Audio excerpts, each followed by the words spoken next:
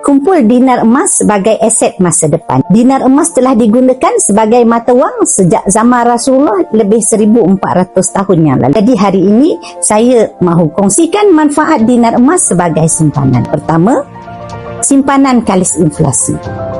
1 dinar emas ini boleh beli seekor kambing sejak zaman Nabi dan masih mampu beli seekor kambing sehingga ke hari ini. Kedua, nilai emas tidak bersandar.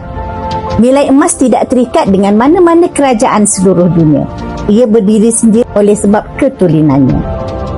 Ketiga, emas tidak boleh dicetak sesuka hati. Sama seperti gold bar, dinar tidak boleh dicetak sesuka hati kecuali ia adalah emas tulin. Keempat, nilai tidak terikat. Nilai dinar tidak tertakluk kepada mana-mana sistem kewangan dunia. Nilainya kukuh walau apapun berlaku kepada sistem ekonomi dunia. Kelima, boleh dimiliki dengan modal kecil. Ada modal RM100, tuan-puan dah boleh beli dan kumpul sikit-sikit gram emas melalui akaun emas Public Gold GAP.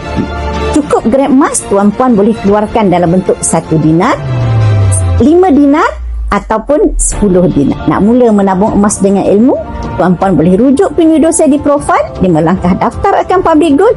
Saya akan bimbing tuan-puan dalam cara dan langkah-langkah simpanan emas yang terbaik untuk tuan.